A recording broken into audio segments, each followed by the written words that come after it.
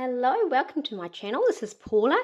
We are up to week 10 of the 12 weeks of Christmas countdown. So we have got a fun, very easy little craft today, and it's to make some cute little gift tags. So I thought I would get our stamp of the month for December. It's called Forest Critters, and it's just got this lovely little array of trees, which could be wintry trees with no leaves, or you can add some little leaves in. And then of course you've got the little forest creatures in here. So I thought they were really pretty cute. So I put together this simple little tag idea, just taking from our tag set the circular image as well as this little cute tag that can be overlaid on top, and this little section here to give us the double hole effect.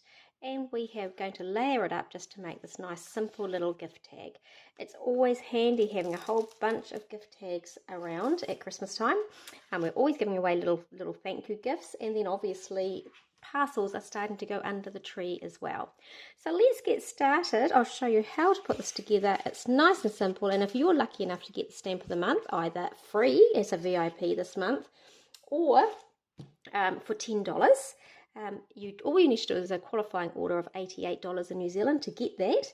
Then you can replicate exactly what I am up to. So I'm just going to turn my mat over to the other side, and I'm going to pull in the pre-cut little tag shape that I've got here, the mini tag that I just talked about, a little spot to do our little bird. We've got our little topper, our tag topper, and a little bit of string, and that's all you need to do this idea. Right, so I'm going to use, for my rich colour of ink, to do, I'll actually put this up beside us, to do the cute deer and the little trees, I'm going to use mocha, which is a nice rich chocolate. So we'll pull this one out, and I'm going to take from our stamp set the absolutely stunning little deer there, and that's going to be our focal point in the centre. Now it doesn't quite fit on, so we're just going to make sure we've got at least one ear on there. Press it on, and so we've got our central little feature. And then the next things we're going to do is bring on some of those tree trunks. Okay, so I've already got that preloaded on the block. We're going to pull some into this side and pull some in to this side. Okay, so now we've got a little bit of tree trunks happening in the background. Okay, I'll pull away the white now so you can see exactly what I'm up to, because I don't need to overlay on that anymore. The next little one to do is our cute little bird. See, I've got this tiny little bird here. Again, I'm going to stamp in mocha as our outline. So we've got that one ready to go. And we need to do our Merry and Bright in green.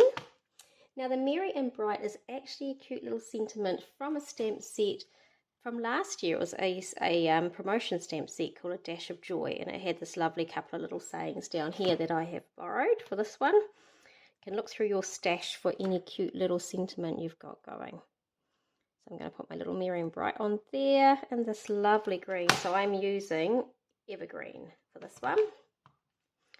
And then the last thing we need to do is stamp some of our little leaves on there. Now the leaves are optional, but given that we are in the southern hemisphere, we don't have all the leaves off our trees at the moment. So I do quite like having that more richy bush look going on. So I'm actually going to pull in a little bit of our masking tape to help do a bit of masking at this point. So I'm just going to tear off a little strip, and I tend to always fold back my masking tape ready for next time, so it's nice and easy to keep moving onwards. And I'm going to mask off the trunk part of that tree. So I'll pop that over there, and now I can just simply go over the areas where these branches are from that direction. And then this side, it doesn't matter if I overlap a little bit from the branches, but it's more that we didn't want this tree trunk to be covered. Now we'll actually just do this side as well. Pull back my little scrap piece of paper so I'm not making my verse mat too messy. I'll just stamp up just a little hint of green on that side. Right, so that's pulled in all we need for that side of the trees, and still got the trunk coming out in front. So I'm just going to do the same on this other side. Nice and easy. And I'm just using the smallest sprig. There is a selection of different sprigs here, but I'm just taking the smallest sprig because I just want to be a little bit defined with what I can put on here. Okay, almost through. And let's just see, yes, there's a couple on this side too that I wouldn't mind putting on, so we'll just do those as well. This masking tape is brilliant because it's of such a low tack that there's no risk of tearing, even on this craft paper, which is a lot more lighter, rough, that could be a bit more roughened up. So we have got a pretty cute looking deer sitting in the forest here. We've got our little bird and we have got our little sign. So I'm going to pull in a couple of colours from our watercolour pencils, just the darker one essentially here for this. And I'm just really roughly, in fact I might just turn my mat over now because it just works a little better, a slightly firmer background. I'm just going to do a little bit of rough colouring where there's rough looks on the fur of this deer. And it doesn't have to be perfect because we're really just giving a little bit of an effect of colour. Bit more depth to the stamped image. Just going to do a little light centre bit here, kind of cute, and do that other leg. There we go, that's enough, just a nice little light texture. With our bird, I'm just going to do that same brown for the wings, but this is quite a reddy brown, which I quite like for Christmas time. Put on a bit of reddy brown and then darken up again where they've got a few accents from the stamp. So that one's ready to just be cut out with your little scissors.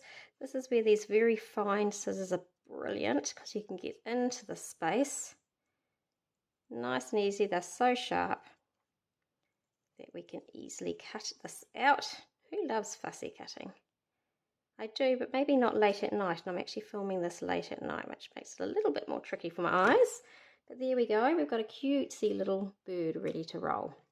So the last thing we need to do now is to pull in, I just pulled in some toffee ink and a blender.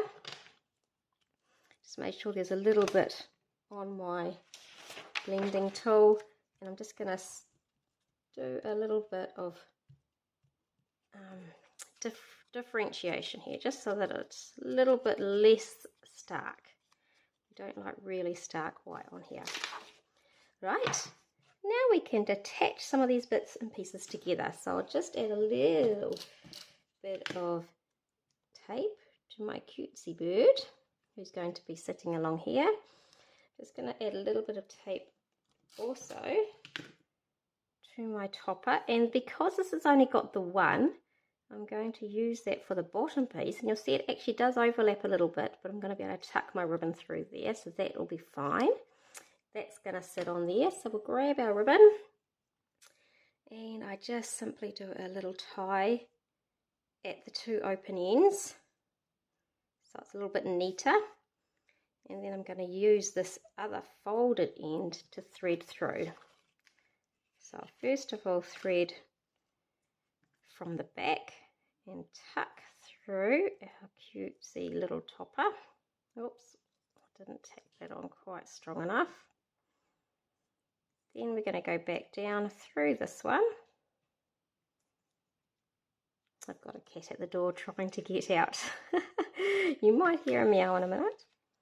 Always cats in craft rooms, isn't there? Right, and then I'm just simply going to thread this through the hole that we've got open at the back and pull it tight. Just like that. So it can be used to attach to a gift, or it can just be used to add a bit of colour at the front like that. So that's it. Nice and easy. Just made these tonight. Didn't take me too long. They're actually going to go on gifts for my team. So I hope you enjoyed seeing that cutesy little idea. This stamp of the month is rather adorable. They're very lifelike creatures, which I do love. And I can just imagine creating quite a foresty effect with those beautiful trees in the background as well. So there you go. There's a cute little idea for you this week. Do share if you have a little go at this one. And we'd, love to see what you're going to do with them all. We'll talk to you again next week. Thank you. Bye.